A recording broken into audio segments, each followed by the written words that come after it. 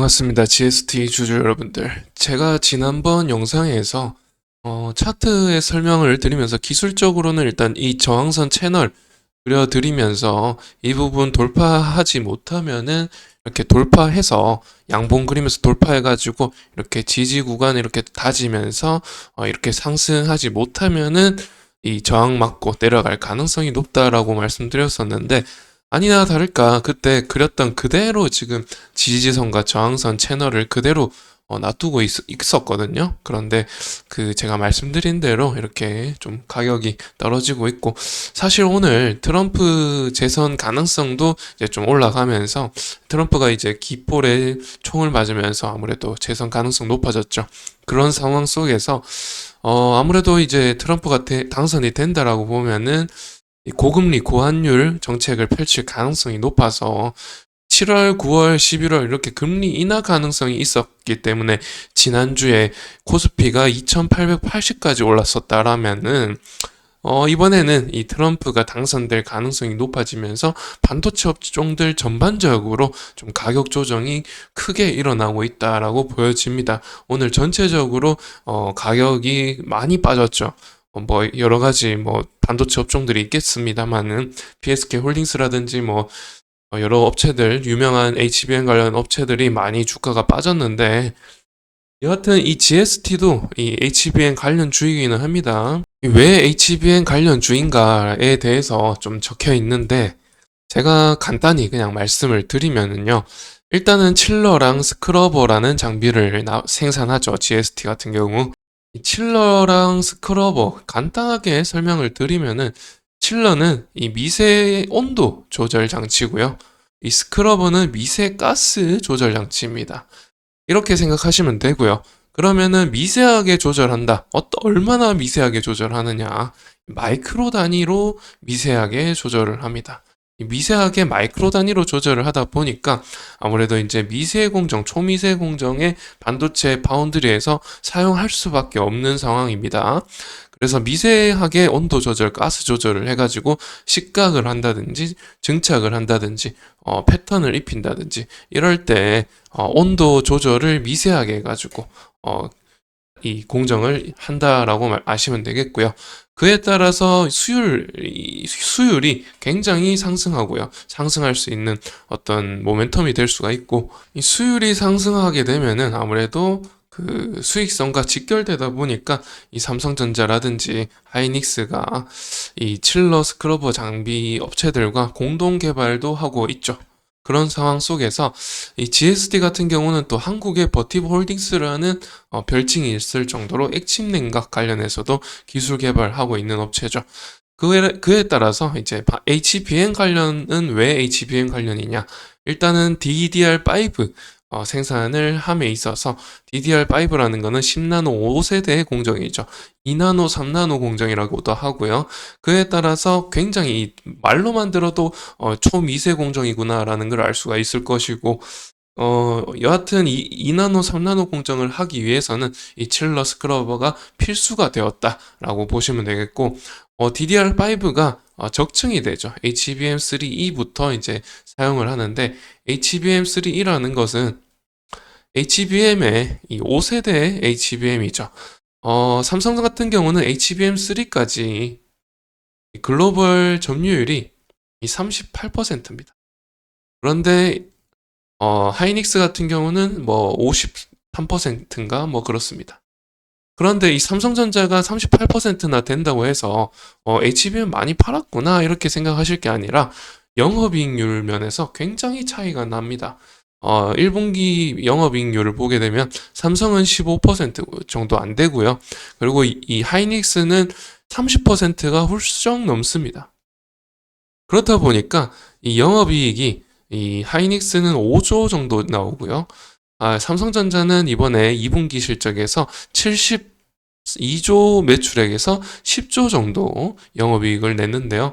이런 비교, 간단하게 비교를 해보면 하이닉스는 이 매출액이 15조밖에 되지 않죠. 10조밖에 되지 15조밖에 되지 않았습니다. 16조, 15조 정도밖에 되지 않는데 그런데 여기서 5조니까 아무래도 30% 넘죠. 그렇다 보니까 이게 별로 차이가 안 나는 거죠. 삼성전자와 영업이익이.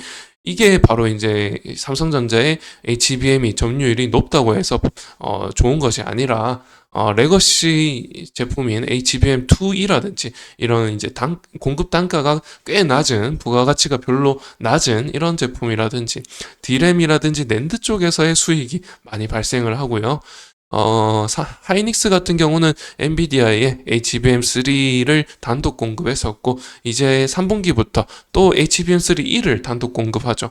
그에 따라서 이제 또 그에 따른 마진이 또 많이 남을 것이고, 이렇다 보니까 하이닉스는 일찌감치 지금 이천 공장이라든지 청주 공장이라든지 캐펙스 회복을 또렷하게 보여주고 있는데, 삼성은 이제서야 이제 좀 캐파 증설 오늘 일자로 처음 나왔습니다. 보시다시피 오늘 일자고요. 평택의 4공장을 낸드 쪽에 투자한다고 하고요. 보시다시피 23년 초 이후로 처음이라고 합니다. 그래서 지금 진짜 간만에 이렇게 나와주어서 삼성전자 관련해서 GST, 유니셈, 뭐 워트 이런 업체들의 칠러스 클러버 관련된 업체들이 이제 드디어 삼성전자 관련해서 수혜를 입을 수 있게 되었는데, 여하튼 간에 삼성전자가 이렇게 낸드 쪽에 투자를 한다고 하죠. DDR 쪽이 아니라서 HBM 관련은 아니지만은 낸드 쪽이라도 ESSD, 뭐 VSSD, 뭐 이런 SSD V낸드 관련해서 이런 제품들도 AI 반도체와 관련이 있기 때문에 뭐 완전히 상관없지는 않습니다. AI 데이터 센터에 이 SSD가 들어가면서 이제 빅데이터 관리를 하죠. 빅데이터랑 이제 딥러닝 이런 것들을 ESSD에서 수행을 합니다. 그에 따라서 AI 반도체와 전혀 완전히 관련이 있고 HBM과 전혀 관련이 없다고는 할 수 없죠. 그렇기 때문에 이제 낸드 관련해서도 이제 미세 공정이 이루어질 것이고, 여기에도 칠러 스크러버가 사용될 수 있기 때문에 이제 GST라든지 유니셈이라든지 영향을 받을 수 있습니다. 그리고 이런 캐파 증설 얘기가 이제 스물스물 나오죠. 그에 따라서 이제 그런 반영들이 미리 이미 선반영이 되어 있지만은 내년에는 또 더 큰 캐파 증설이 있죠. 미국 신규 공장이라든지 이런 부분들도 사실 이제 좀 반영이 되면은 실적 부분이 3분기, 4분기에 나타날 텐데, 그런 부분이 다소 좀 미반영되어 있는 상황이긴 합니다. 다른 HBM 관련된 업체들 비해서 이 서브 장비들 업체들은 별로 반영이 많이 되어 있지 않다라고 말씀을 드릴 수 있는 게, 24년부터 지금 24년도 가격이 거의 뭐 12,500원, 13,000원대인데 지금 가격이 19,000원이죠. 그렇다는 것은 거의 뭐 몇 퍼센트 성장한 것이, 주가가 오른 거죠.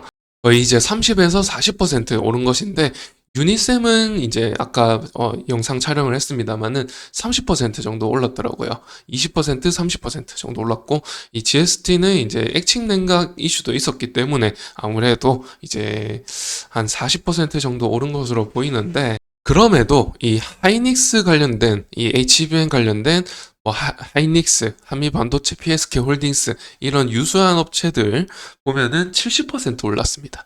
그에 반해서 조금 덜 올랐다라고 보여지고, 그런 근거를 말씀드리려면 일단 EPS, BPS 말씀을 안 드릴 수가 없죠. 한번 말씀을 좀 드려보면은, 자, 일단 매출액부터 한번 보시죠. 21년도부터 보게 되면 3천억 정도의 매출액을 달성하던 업체고, 21년도, 22년도에 3,100억, 굉장히 업황이 좋지 않았던 23년도에도 2,800억 정도 달성을 했으니까 거의 뭐 매출액이 10%밖에 빠지지 않은 업체죠.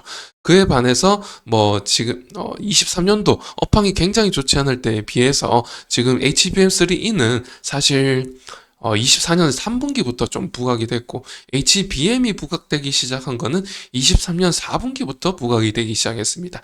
그렇게 생각을 한다면은 지금 이제 HBM은 시작인 것이고요.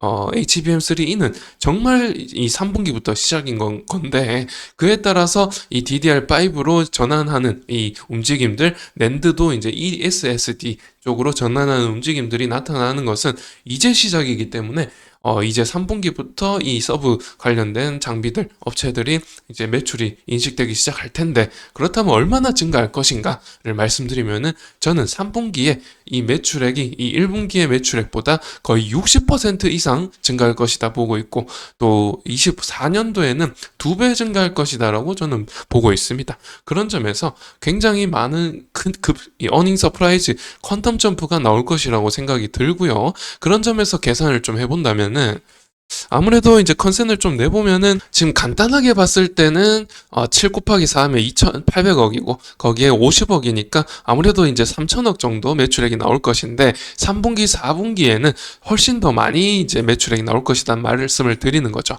그렇게 계산을 했을 때 저는 이 매출액이 거의 한 30%씩 증가를 해가지고 이제 한 800에 240억, 그러면은 한 1,000억 가까이 매출이 잡힐 수가 있습니다. 충분히 가능하다고 생각하고, 3분기 4분기에 1,000억 가까이 매출이 발생을 한다면은, 그러면은 1,400억에 그 2,000억을 더하면은 3,400억이 달성이 되는 거죠.